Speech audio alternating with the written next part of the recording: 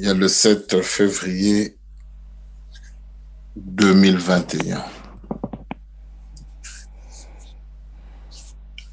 Il y a solo bana papa Simon Kimbango, liloba ya Nzambe tuuti koyokango à travers Papa Ndongala. Atalisi biso ba réalité.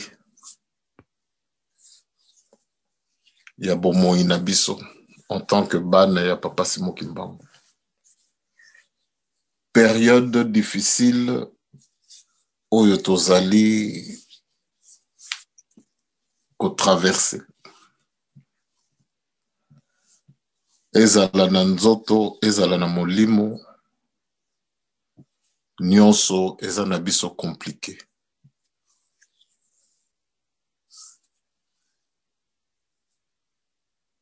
Pasi ya likambo yo pamba te yo nanga tolobi ete tozali bana ya Nzambe.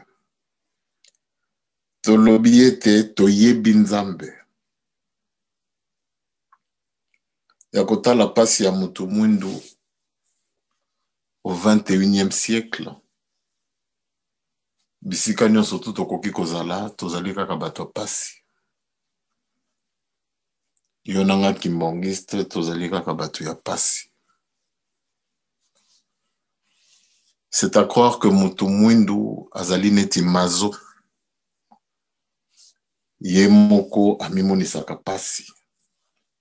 Ye moko akomi chaka na ba position moko oyo pardon ekomemela e pasi. Donc c'est à croire que l'homme noir, son destin c'est la souffrance. Que loko moko te ya malamu mutu mwindu akoki kosala sans azala sous l'autorité ya Satana to ya mutu.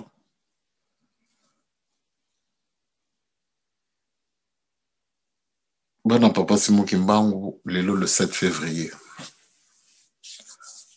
5 jours, dans 5 jours, tokoti na mbotama ya papa kisolokele. Oyo yo na ngai tobengi Nzambe. Mena koyoka matei kobana na ngai moko. Ndenge na kolobaka na bino toujours la remise en question.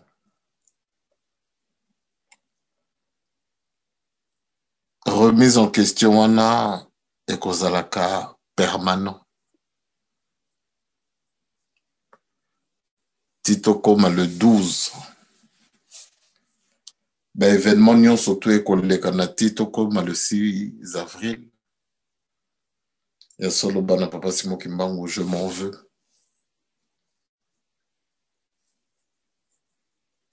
Centenaire ya papa kisolokele. 2014. C'est vrai qu'à chaque fois nazozonga kana esika wana. Eloko nini tosalaki. Je me dis peut-être que même Tito Zali la centenaire ya Papa Simon Kimbangu avec cet enthousiasme qu'il y a en nous, cette envie, ce besoin-là d'arriver au 6 avril. Je me demande pas si c'est simplement parce que Mukilieza Ndenge Zali. Donc ndenge moto kozala na ndako ndenge tozali confiné. Oyo bazali passionné de lecture, bazali kotanga.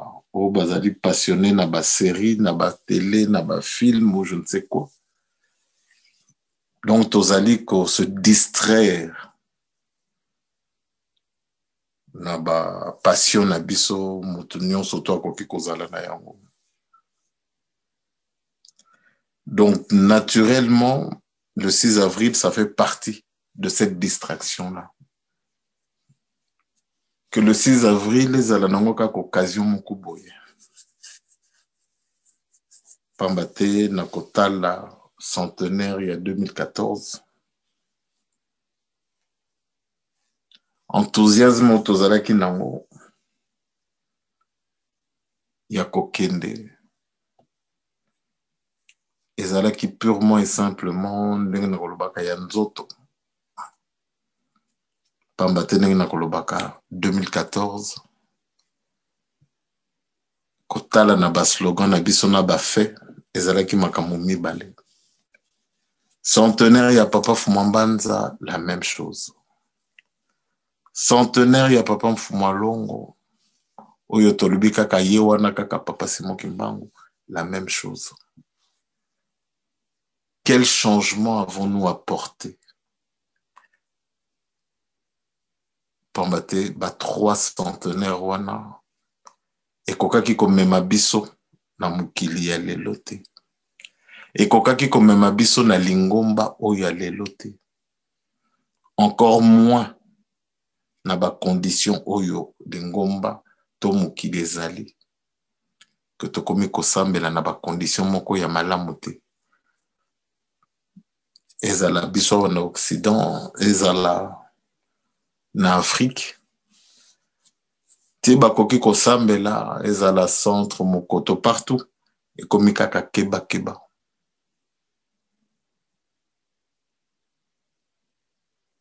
Donc centenaire oyo ya solo bana Papa Simon Kimbangu to ratango te. Nakoyoka ndenge Papa Ndonga la talisi biso. Papa Mfumalongo tia lobaki nanga ke bana na ye ya solo bozali. Ça voulait simplement dire que tolingaki a configuraki déjà a monaki déjà lingombo ya lelo. Donc bana Papa Simon Kimbangu tozali côté ya biso bana ya ba papa. Kobanda na ya Suzanne na Maman Solange. Parce que même ceux qui toquent na bandeko ya 3, bazote na bango pe kaka bolingo miboko misala. Maintenant, ba professeur ndenge Papa Ndonga la talisi biso. Bazali côté ya, mais pas sur la base et enseignement oyo batata ba pesi. Donc enseignement moko dépourvu de l'amour même du prochain, qui est le plus grand. C'est pas l'un des plus grands commandements oyo nzamba tikeli biso. Oyo Papa Mfumalonga alobi que ceux qui t'ont négligé yango passe na biso ko silate. Que ti tokoloba que Papa Mfumalonga alobi que tout bana na boka bonate, c'est l'amour. Donc ezalaki ordre. Apesi biso ordre to kabonate. Pona batu ba kabonate esengeli ke bazala na bolingo. Donc voilà bana Papa Simon Kimbangu. Bino baoyo tozali koteya. Que ndenge Papa Ndonga la lobby. Biso te mutu tolobi que tozali relève ya ba papa.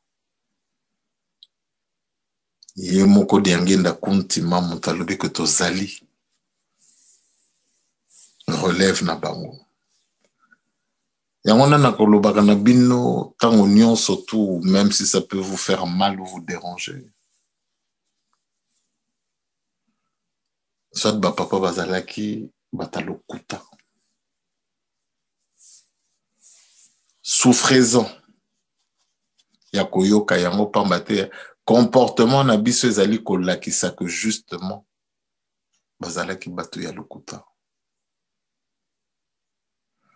Que lelo na 2021 centenaire ya papa Simon Kimbangu oyo biso nyonso tunu tozali kolakisa que tozali kozela likambo yango na bandenge moko boye. Mais je me dis, à partir du moment qu'on n'a pas pris conscience des 300 centenaires dont nous avons eu le privilège de fêter, mais est-ce que nous avons fêté les papas ou bien nous nous sommes nous-mêmes fêtés? Que ceux qui ont eu son apoto, oyo tozalaki na ba position tokende mboka, pambate tokoko raté yango te. Est-ce que c'était juste une occasion pour certains? Tokende bamboka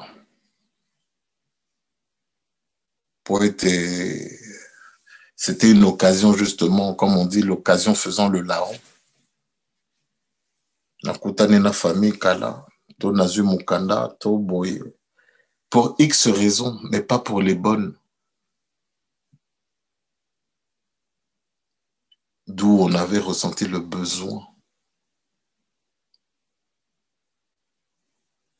On avait ressenti le besoin d'aller à centenaire et papa. Et que Lelo, étant confiné, étant dans cette situation, mingi peut-être olingaki kobongama mpona tokende mboka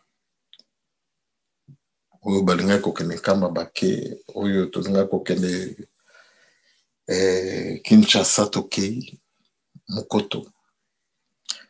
Mais comme je dis toujours, la grande question persiste. Et après, na papa Simon Kimbangu. Que même nenge papa Iva Yesus kotali sabiso. To sombi esika. Mais na bizaleli na etumbo yo tozali na yango pona to sombi esika ya martote. Mais ya papa Simon Kimbangu.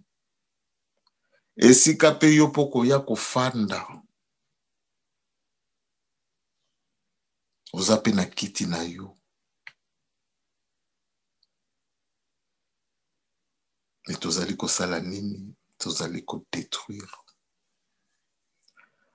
Toza koyeba te qu'en détruisant l'œuvre de papa Simon Kimbangu, c'est nous-mêmes que nous sommes en train de détruire. Biso mokonde tozali komitia na pasi bana papa Simon Kimbangu.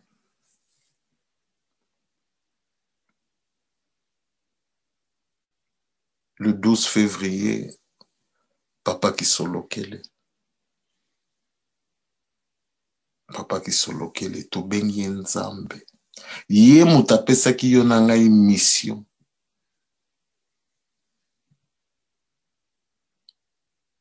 Ye mutatindaki yo na nga na mokili. Aye moko na bonzoto apesi yo mission na bonzoto. Plus particulièrement Yomone à Poto.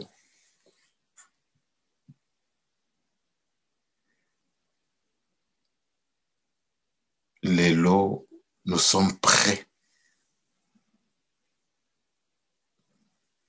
Yako matérialiser les kamango que to somba, to zalana esika.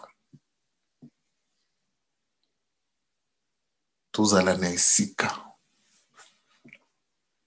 Oyo yonanga toko banda ko sambela. Nous avons déjà fait de papa Simon Kimbangu propriétaire. Tozana esika oyo zali pekeza ko tourner zali ko fonctionner.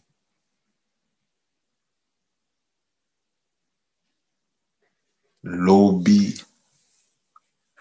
Na ndenge papa Iva lobby. que lelo tokomi na ba ambition ya koluka kosomba esika ya 900 000 boyoki ndenge papa Eva lobi ntango nazotala esika yango ndenge bapapa Eva bakendeki kovisite nayebi te bana papa Simon Kimbangu.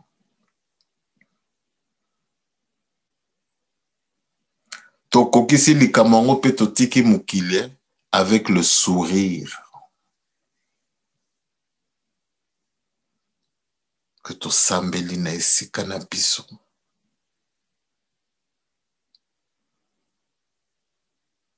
Eyo kimbangiste souci na yo ke likambo yango ekufa lelo lobi mosika parce que ozangi bolingo epai ya marteau.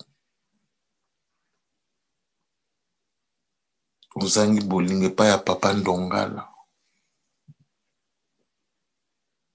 Voilà quelles sont les seules motivations que tu as. Mais le 12, okofuka mapondo bonde la osambela. Omoni esika papa lobi, nzamba lobi, tozali kosambela mabe. Voilà iloko nini ezali kosala bato mosusu maintenant ndenge nini bapapa bakokoloba. Voilà. On est tellement prétentieux qu'on refuse même le fait que oui, d'admettre que naza mutu ya mabe nasambelaka mabe. Libondeli ya mutu ya mutema mabe epesaka nzambe kanda. Voilà bana papa Simon Kimbangu. Voilà dans quel état d'esprit ozokende kokotana le 12 février 2021. Noël na biso bana papa Simon Kimbangu. Naissance ya Nzambe. Nalobaki loko moko tito ko fetaka Noël to bandaki du christianisme, du catholicisme. Nzamba pesi bango un quart, nzamba pesi bango to baye koyeba kaka mbotama ya kolo Yesu mbala liboso ayaki na mokili. Un quart to mona mayenyo surtout ba réaliser. Rien qu'en ayant eu la connaissance de la présence de Dieu parmi les hommes. Donc le Christ, ndenge papa Ndongala alobi akufaki na 33 ans. Mais bamonisaki ye passé ya en fait, ezalaki ya âge na été passé ya monaki.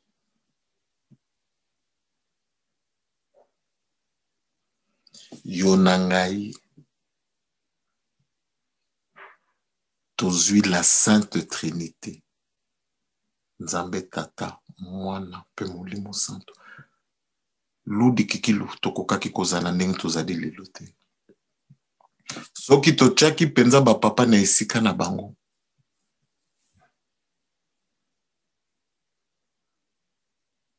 Tochaki ba papa na esika na bango.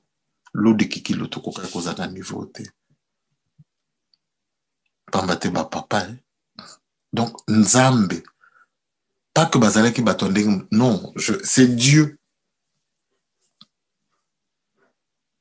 Papa Kouloutou, la Villevorde. Tozana na chambre, papa Sali, crise.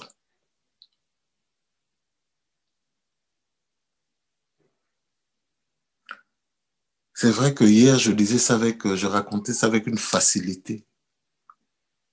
Mais les lots, j'ai l'impression d'être devant des personnes, Oyebalobaka, de peu de foi.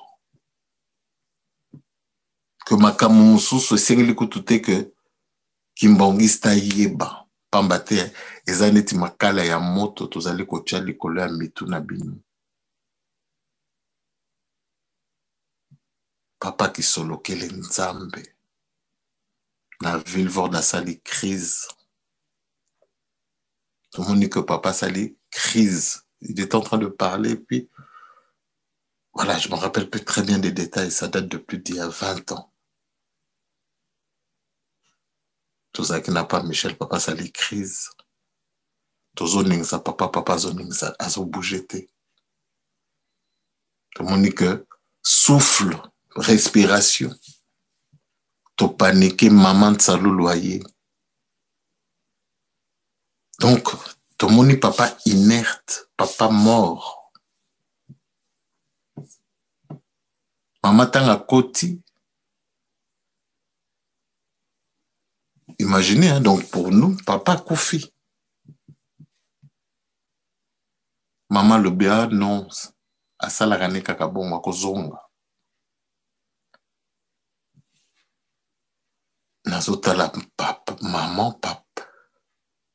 Donc, calmement, na souci. Toke na mbeto. Toke na mbeto, bana papa simoki. Na souci. Na tongo mutaye kolamsa biso papa kulutu. Voilà, bana papa simoki mbango. Yango na lubaka soit les papas c'était des comédiens, des aventuriers. Po yo nanga tozala na bizaleli ya ba aventurier. Voilà quelle est la malédiction de l'homme noir que toi et moi nous portons. Parce que Nzamba ye na mokili amoni pasi. Crise Nzambe a fragilisé nzoto na ye malgré son pouvoir. Ko banana papa Simon Kimbango. Ba fragiliser ba nzoto na bango. Pona yo nanga to benga mabato.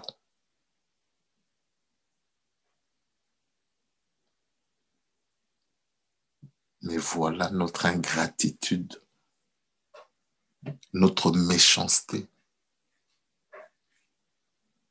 Et vis-à-vis de qui?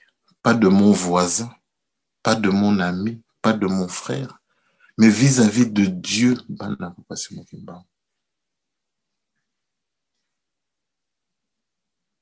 Et c'est là que par moments je me dis, être ou connaître Dieu, n'est-ce pas une malédiction? Satana, koyeba Nzambe, lolendo wana, et ça qu'il a été chassé, maudit.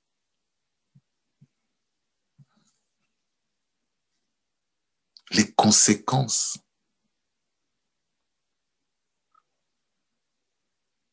Yakoluka kozala en adversité permanent. Na moto bengi Nzambe. Être dans un état de conflit, de combat. Est-ce que parce que c'est ta foi qui est fragile, c'est le doute qui t'envahit, d'où ta difficulté d'assumer? Parce que ozali ko douter na munene ya Nzambe. To ozali ko douter. Et dans le doute, tu es amené à blasphémer, à dénigrer, à mépriser son œuvre. Donc voilà, bana papa Simoki Mbango. Tomi tuna, esika nini yo nanga totelemi na kondima na biso.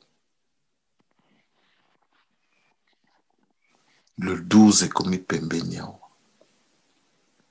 Noël na biso. Papa Mfumalonga lobi 3/4.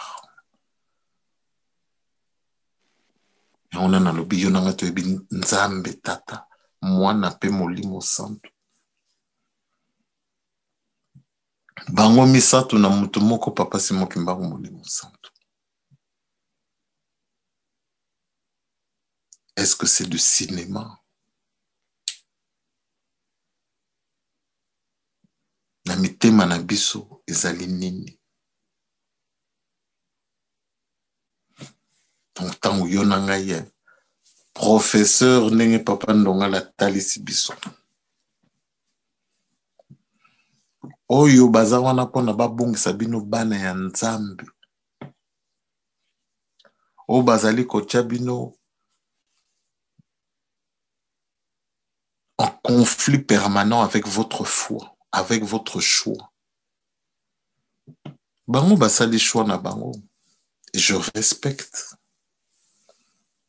Parce que si mon père me l'a dit en 92, que banane a solo basali, donc c'est que Nzamba yebaki na ye que bakimbangiste bazalaki o bakozala limité o bakokoka te ko continuer likambo na biso bana na bango. C'est aussi simple que ça. Car ce n'est pas donné à tout le monde. Donc, Mokana Nzambe est comme maman depuis des siècles. Mais ils allaient toujours. Ils allaient toujours dans le contexte, dans la réalité, dans la biso. Molimo santa kozala kati na bino. Bamsos bakoye bae, bamsos bakoye bae. Ça continue. Ils allaient continuer bana papa Simogimba. Et toujours dans ce conflit permanent. Ti tokolonga likambo yo. Parce que ceux qui tata nanga ya solo azalaki même pas Nzambe. Mais tata nanga azala mokonzi ya mboka. Tata nanga azala mokonzi ya mboka. Na armée na ye.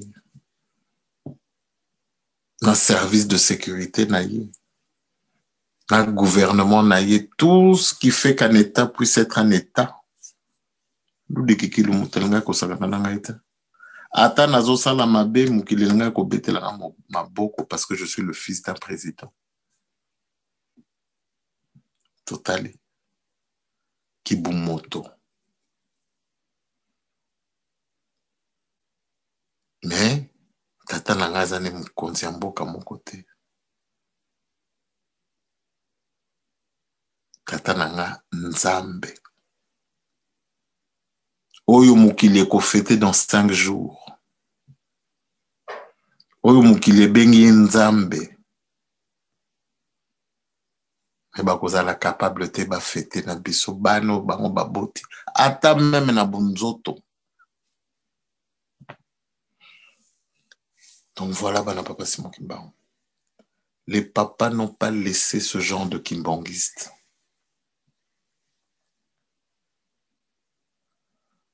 Mais mabena malamu ekoya nzela moko. Kimbangista malamu na mabe bakozala esika moko. Yango wana bino bana papa Simon Kimbangu. Oyo bolobi bana 26.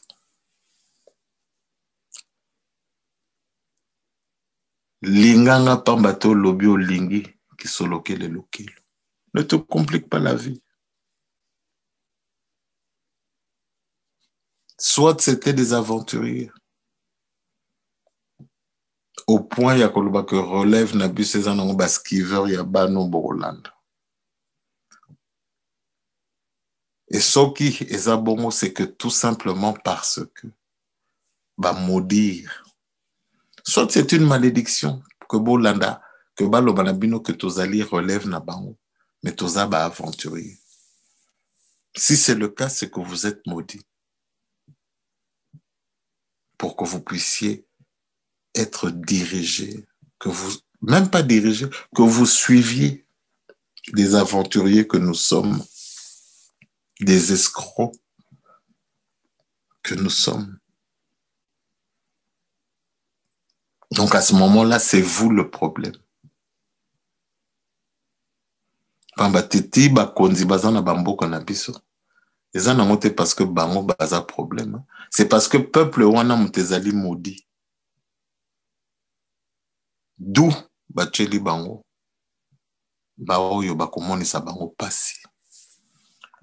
Or, je ne pense pas que vous êtes maudit, Bana Papa Simon Kimbangu. C'est vous-même qui vous mettez dans une position. Ya bato babi, Nzambe, boma nongai, punir na yongai. D'où j'ai utilisé le mot mazo. Parce que lelo, Bana Papa Simon Kimbangu, ba professeur balaki sibino. Puis toza même pas ba professeur na bino. Toza kaka ba oyo batie wana ba sentinelle. Ndenge ezalaka professeur alobi j'arrive à poni élève moko délégué moko boya le yo garder surveiller ba élève. C'est tout. Parce que tout, les papas vous ont tout dit.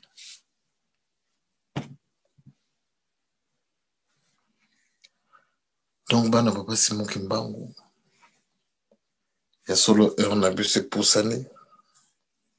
Heureuse a déjà tout ici.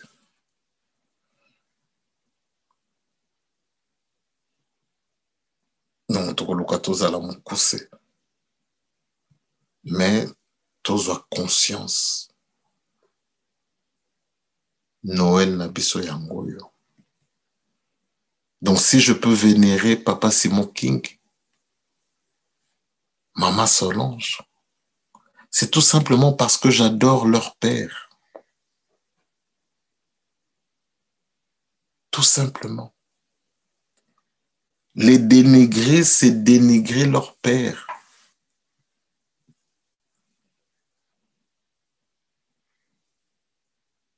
Voilà, Bana Papa Simon Kimbangu.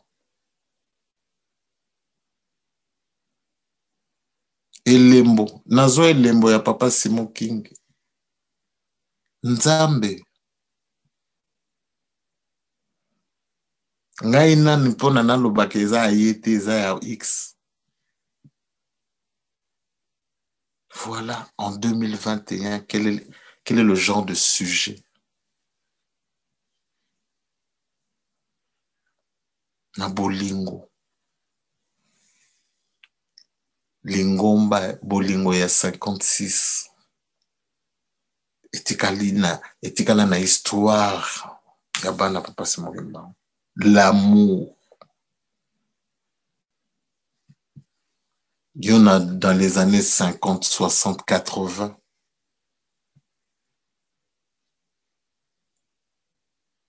Papa Koulou t'a pessé le mboloba keza ayete.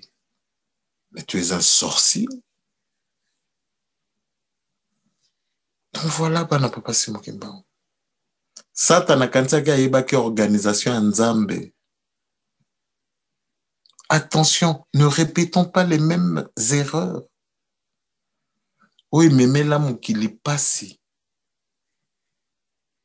Parce que tout le monde lingombe zana pasi. Kozanga kaka bolingo. Eloko musuta. Eloko mususu te.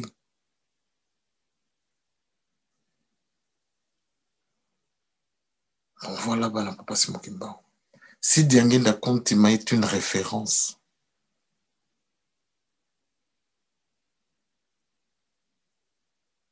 Papa Mfumwa Longo, Papa Simon King, azopesa bango biz na munoko. Pas que ba bébé.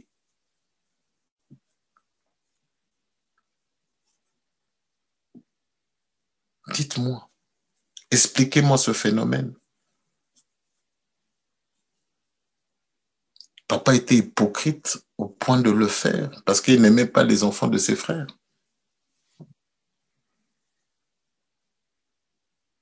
Donc voilà, Papa Simon Kimbangu. 2021, Dingnazoloba. Tola kisaka tosaba kimbangiste. Oyo te ko baza na prétention koloba ko bazali parfait. Na 56 kimbangiste azaki ne parfait. Dans les années 80, Kimbangiste azalaki parfait. Ya solo bana Papa Simon Kimbangu. Fumalong alobi, la perfection n'est pas de ce monde, mais tout tendre. Donc totika kibumoto, kibunyama. Même Nyama mutu soka dressé a comme une discipline. Et loko maître na koloba qu'il faut linga. Abando linga. Lion. Tigre. Tokomona kango na ba documentaire. Mutu a dressé banyamo ezali que yonangai que non. Banyama wana Mais mutu a réussi à changer. A changer nature na ye. Yonangai nzambe mutu a changer biso. Toboyi. On a un problème. Finalité, banyama wana ceux qui bazo koka ko dresser était jusqu'à un certain âge. Bako abattre. Parce qu'il y a comme même danger pour la mettre là. Et voilà, bana Papa Simon Kimbangu. Yonanga toujours comme un danger pour la œuvre, pour la mettre na biso, nzambe. Tout comme il faut détruire. Donc voilà, bana Papa Simon Kimbangu, bana 26. Tout lingana. Tout ça la volonté à batata. Le 12 février, Noël. Oui, c'est que tout distribuer bas cadeau. Qu'on se congratule, qu'on se parfum, elamba, bijoux, n'importe quoi. On a tout symbolisé, tout l'acquis. Notre civilisation, avec notre calendrier, tout simplement parce que nous avons cru en Papa Simon Kimbangu.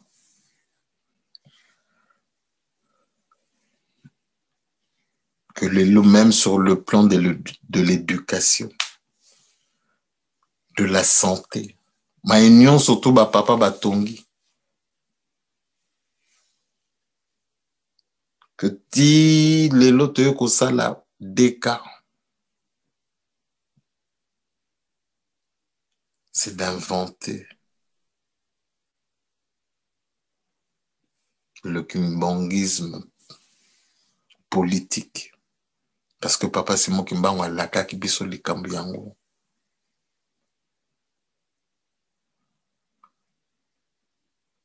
Ne disons pas être des kimbanguistes sans le kimbanguisme.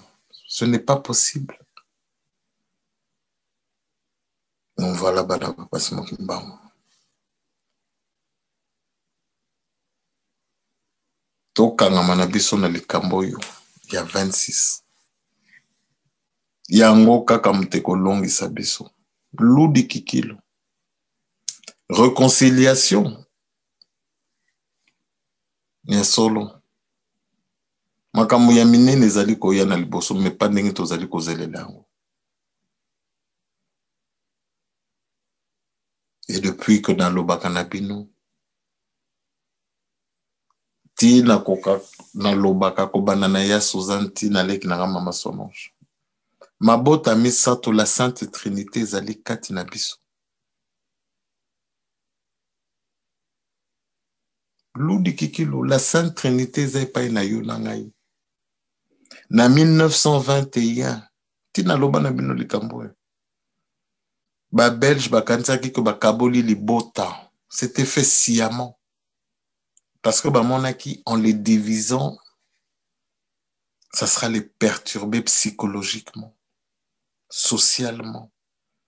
les confinés, maman Mouilou, Nabana, Mibale, papa Mfumolon, on a papa Fumamband. Bazu, papa qui solo kele, Batindi Musika. Papa Simon Kimbangu na boloko. Pour les déstabiliser. Mais babosana ki kezalaki likambo ya molimo que papa Simon Kimbangu azali kosangisa bango pe azalaki kokutana na bango. Mais ba belge bamonaki que c'était fini. Aujourd'hui, le fond reste le même. Le fond reste le même. C'est juste la forme qui change. Lelo mabota mibale mutetikali. Oyo ba belge bakoka basalaki kutute kokabola papa Fumwalongo na papa Fumambanza. Yango nde yo ozali koluka kosala kokabola maboto mibale etikali. Soki mama Mwilu, chef spirituel à Liboso, oya de 1921 à Bateli, Bakimbangiste, va entretenir mouvement wana dans la clandestinité. Ti mukolo mama Mwilu apesaki bakarte à Liboso ya bandimi. Totali. Pendant tout ce temps, ce qui est vu que maman Mwilu, c'est elle qui incarne l'église. Notre sainte mère, l'église. Donc, maman Mwilu, atikalaki na libota, na mabota, na bana mibale. Bino bana 20 botikali na mabota, mibale. Mais muyini akanisi que na bunzoto, tanga kabulia, akabolaki l'esprit. L'esprit reste indivisible. L'église, elle est divisée. Ningombe eza divisé. Ne vous voilez pas la face. L'église est divisée. Nabunzoto. Il y a 2 églises. Il y a 2 églises. Mais na molimo zakaka moko pamba te eloko wana ya mutuya ekendeke gauche droite te. Eloko wana mutuya ezalaka moko.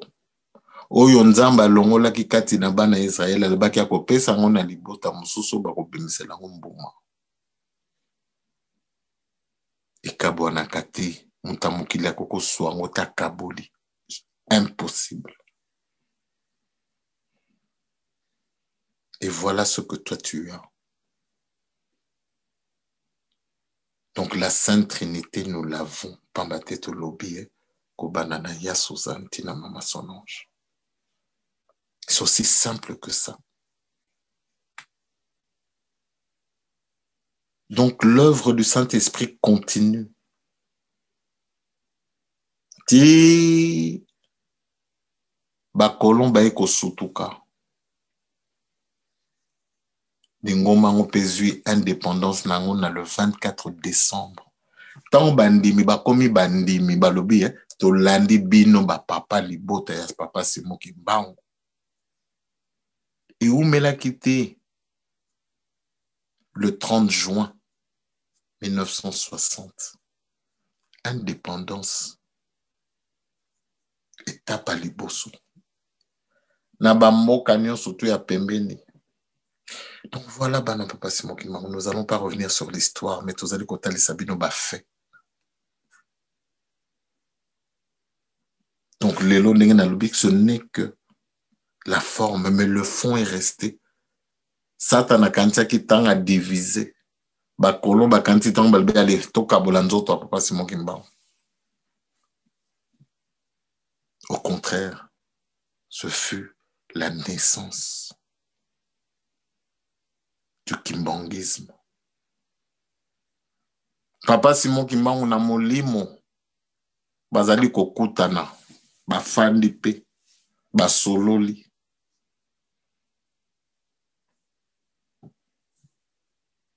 Voilà bana papa Simon Kimbangu bana 26. L'église temple à liboso nzoto ya moto moto ezali temple ya Nzambe. Ntakosa bino te. Donc lelo tokoki kotonga na biso ba gratte-ciel et mais tant que l'esprit de Dieu n'y est pas, et l'autre côté bana papa simogimba. Bozala na souci bo mitun ah mais soki to somi na France est-ce que Nzambe voilà. Ayez d'abord ce souci-là, est-ce que l'oko Nzambe tokozo eloko nini na sima na yango? Peut-être. Mais allez parler de détournement ou je ne sais quoi. Toza na mabe na bisoko. Mais tozomo na bisika nyoso tozali, c'est comme c'est en nous. Kuna bazotonga musée, donc partout on construit.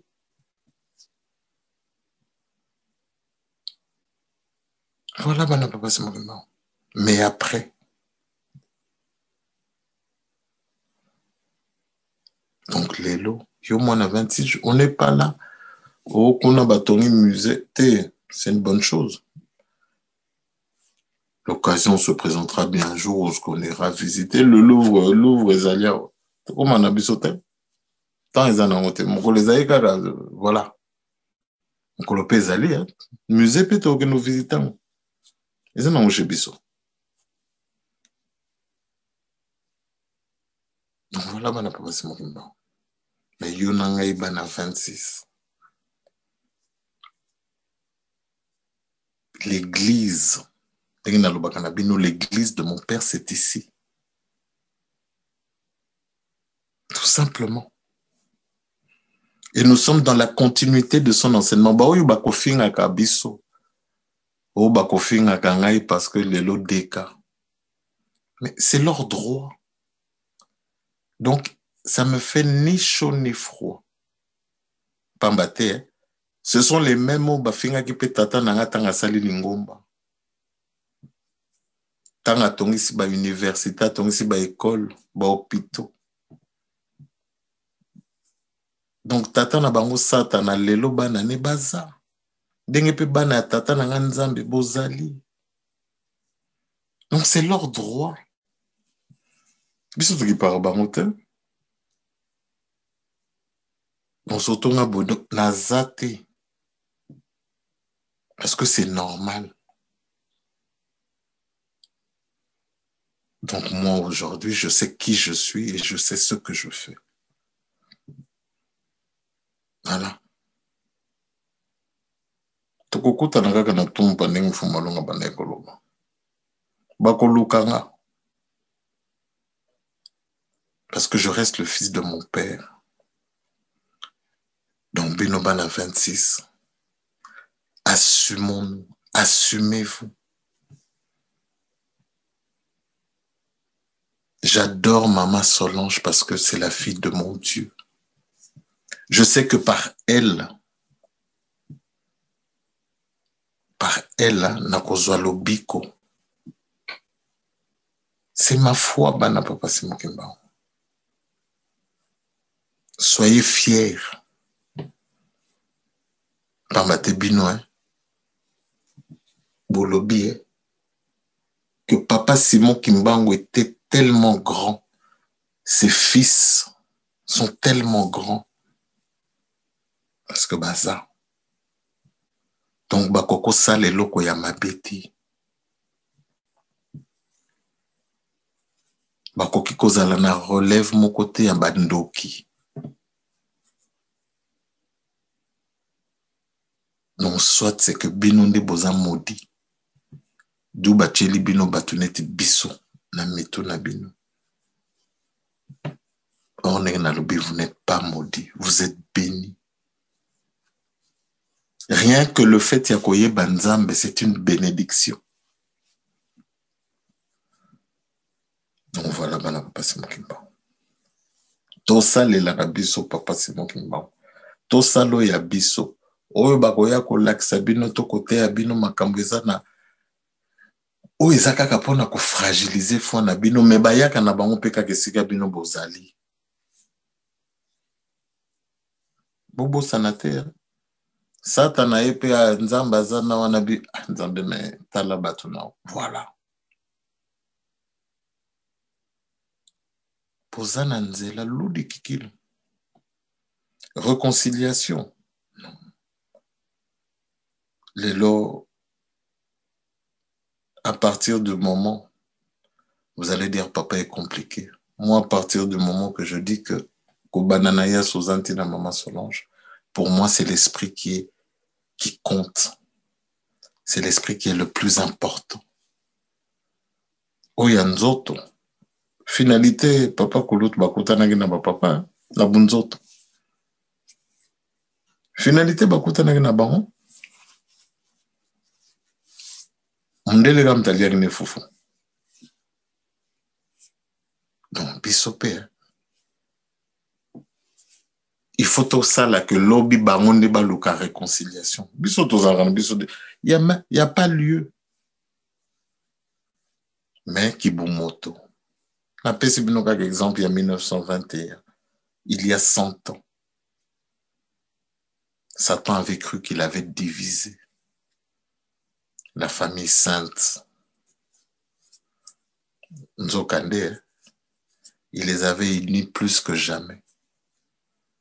Mais comme Atali la kena bunzoto, Atali si bango ke bango bakoye ko la papa ki solo ke lu bakoye ko lisae français. Bakobosa lisaye makambo etali makambo ya mboka. Nzokate, c'était en lui. Gravé tout ce que vous voulez. Et tant bakotanaki. Toyoka ba masolo. Yaye moko papa kolo tabeta. Denge papa mfuma longo. Azodi nga kaka azuba kenda naye. Voilà bana pasi mokimba. Donc yo mona 26 to lubi 26. Donc on est déjà là.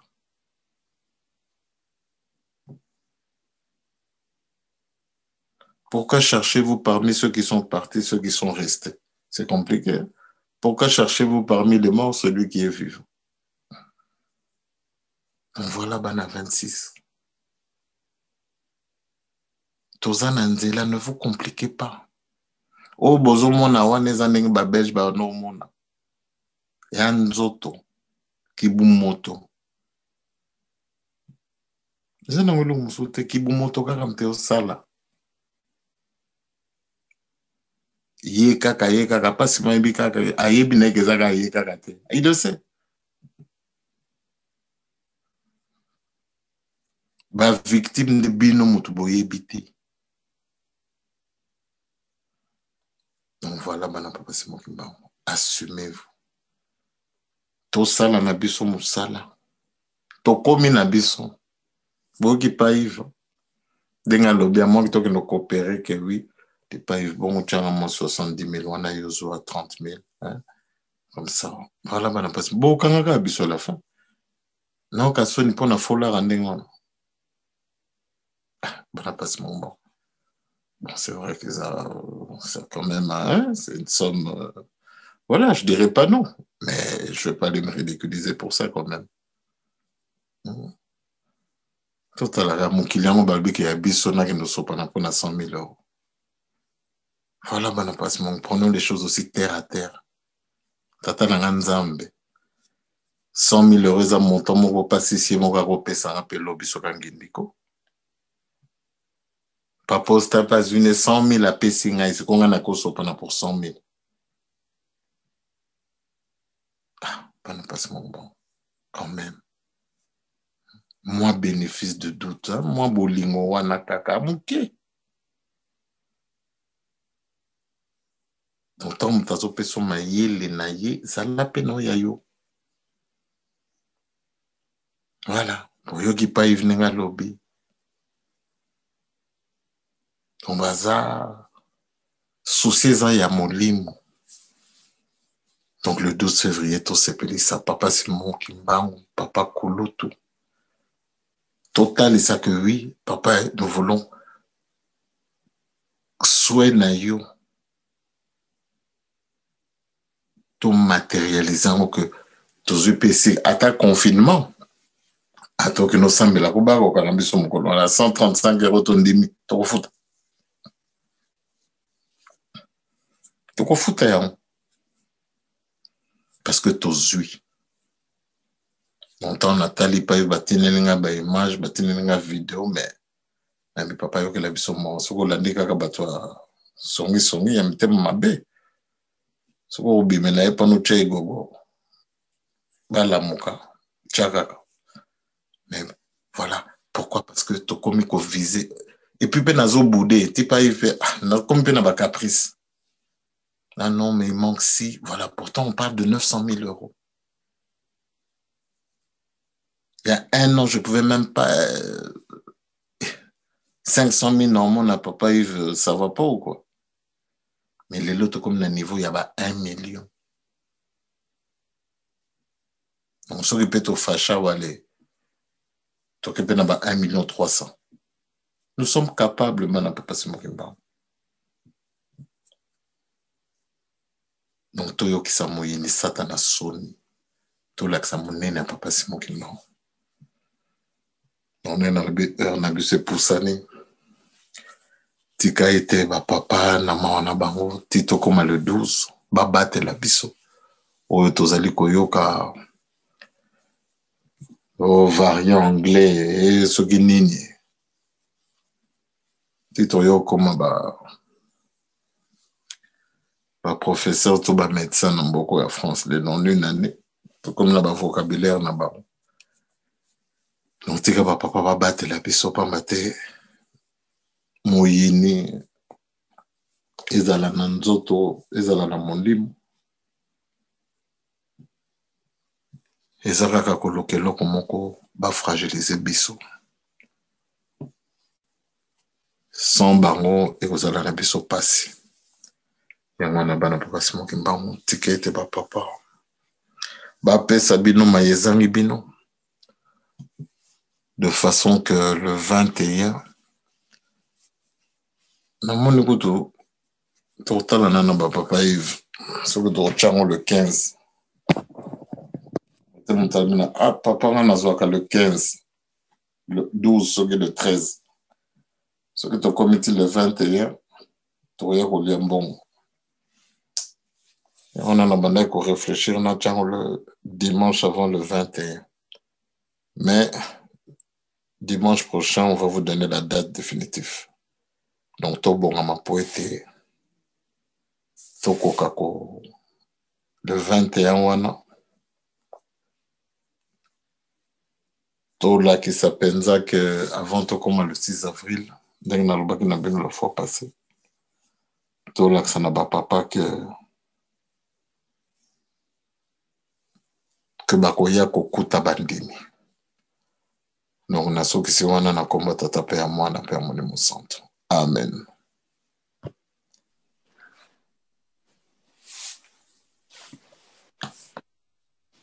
Touti koyoka maloba ya papa yazali nzambe poni tobengaka bango banzambe pamba te babotami epai ya nzambe maloba na ye epesi biso makasi na introduction na ye alobi yo na ngai toyebi ke tozali bana ya tata nzambe. Malheureusement torataki centenaire ya papa Nkuluntu ya papa Mfuma Mbanza na papa Mfuma Longo puisque tozaki unité asengi biso to profiter to réussir na centenaire ya début ya ministère ya papa Simon Kimbangu qui est le Saint-Esprit tozala uni 26 eza symbole ya unité ya wana papa merci ndengo utko pesa biso makasi pamba tenga na lingaka yo sala résumé ya prédication puisque ozali personne ressource ndenge ba canadien balobaka oyebi ba makambo belé oyebi ko sala ba résumé oyebi ko remonter ba moral na biso toko pesa papa mbote et puis na mbala moko toko remercier makasi oyo utko pesa biso tokopesa ye mbote et tokoremercier makasi oyo apesi biso na kombo ya tata ya mwana pe Molimo Santo. Merci papa. Merci papa. Passez-moi nzenze. Comme ça, on a salé les bonnes et les prix. On peut s'appuyer sur moi nzenze, mon raté à 10 minutes. Ya solo, yanga na biso esili, to sepeli mingi, na ndenge papa pesi biso makasi, pona to kota na centenaire, ya papa Simon Kimbangu. Yango to sengi, ye mokonzi ya bule, apesa biso prière finale, po ete tozonga na ndako na makasi nyonso. Na silisi boyo na komba tata, mwana pe Molimo Santo. Merci papa. Merci papa. Tout bon. Na komba tata pe ya mwana pe Molimo Santo, nzambe na biso, encore une fois te remercie bino. Na grâce oyo papa bosali biso. Na mokolo yo, il y a le 7 février 2021. Ya solo nzambe na biso, oyo nyonso to toyoki na esika oyo. Na ndenge tokomi kosambela na Zoom. Liloba na bino papa kisolokele toyoki yango à travers papa Ndongala. Ya solo aliesi biso kitoko. Bana na bino ya solo papa. Ndenge bolakelaki biso, ndenge pe papa bazali komona na. Papa, souci na biso ezali kaka moko. Tosepelisa bino. Tolakisa ete tozali bana na bino. Oyo ndenge bakolobaka, tona kolobaka, nous n'attendons rien en retour. Pambate, ezali déjà grâce, ezali déjà bénédiction. Ya koyeba nzambe na kombo na ye. Ya solo mokili yebi bino, balobi kaka ke nzambe. Ezali momoko oyo humanité, tout l'univers mobimba kolobaka to momoko universel. Mais comme on a bino qui soloke le koyeba nzambe dans son intimité, c'est-à-dire qui soloke le lokelo. Nzambe na biso mokili yebite. Donc ça nous suffit pleinement. Et n'attend to soso libino. To lokaka ke loko moko to sale la bino. Que tozala ba oyo bazali kaka koloba ingeta na mayebino bokoloba bokotinda. Oye tikali bino nde boyebi na kibutata na bino nini ezangi na chambre ya mwana nini ezangi na frigo ya mwana na ndako na ye na nzoto na ye bino mutu boyebi yango na nzambe na biso tomipesi kaka epai na bino. Le 12 février 1914 mokili eninganaki. Ane wana eningisaki Europe. Bouleversement. Titokota na le 22 mars to na 1918 tomonaki ndenge mokili eninganaki. Et ya solo papa ba oyo baningisaki mokili dont l'arrivée et bouleversaki déjà le mokili otolobi la première guerre mondiale. Et ya solo biso bakimbangiste tozali kosakanela moto yo kaka boya na ye na mokili eningisaki mokili rien que naissance na ye. Isko biso bakimbangiste tozali nde kosakanela motu ya ndenge wana ya solo papa bolimbisa. Mais comme déjà bolaka ki yango ke bokoya bokozala na biso me mokili koyeba te yango oyo nzambe ezali komonana bolimbisa biso kaka pamba te toyebi bino te boyokela biso mawa bokangela biso motema te soki bato bazali bayebi bino te bamosusu bazali oyo bayebi bino ndenge mokana nzambe elaki biso yango na papa ndenge bino bolakaki ngai ya solo papa bana na yo bazali yango na papa lelo tozalaki connecté to se préparer kokota na biso na le 12 février le 22 mars Tito Kota le 6 avril que 2021 yo ya solo même soki tozali kokomisa bino na ba condition yo mais ya solo papa volonté sacrifice oyo bana na bino bazali kosala pona lokumu na bino nzambe na biso ya solo ata na wana bolongola biso kibundimi na biso o etikali kati na biso te pamba te kowanga na bino c'est une malédiction, c'est une punition ya koyeba lisusu monene na bino te pamba te bino bo changer te mais biso nde bato to changer dingoma na bino eza nango na likambo te mais biso nde bato nde mitema mabe yango wana mpe ndenge batei biso tozali mpe koavance te ba répercussion na bavi na biso ya tous les jours mais na ntina ya lolendo tozali komona yango te yango wana papa lelo le 7 février pesa bana na yo oyo ekoki po ete le 12 ya solo papa oyo ezangi biso matériellement oyo ezangi biso physiquement et surtout spirituellement nzambe na biso bokoka kopesa biso mayekoki po ete tosalela bino ndenge tolobi bolongola biso kimundimi na biso te pamba te wana ezali nde etumbu ya ndenge mosusu ekopesaka lolendo que même soki mabe yango oyo tokomona yango te pamba te bolongoli biso eloko wana ya motuya botya kati na biso yango wana papa lelo le 7 février tozali kokota na semaine ya sika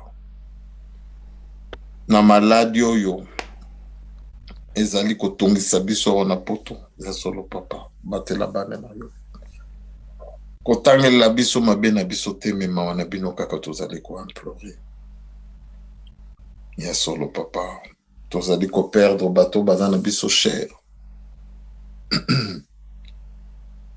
bopesa biso kaka nde makasi po ete tokoka kolonga etumbu oyo semaine mobimba totyanga na maboko na bino papa bokabwani na biso déconnexion na biso ezala kaka na bunzoto me na molimo papa totikala connecté na bino bisika nyonso tu tokokende moyini satana soki aluki biso papa mona biso te me bamona bino basato papa kisolokele papa dialungana papa diangenda kontima bino misato na mutu moko papa simokimba molimo santo kimi encore tosengi na mokili mobimba banda lelo kino suka na kombo tata pe ya mwana pe ya molimo santo amen amen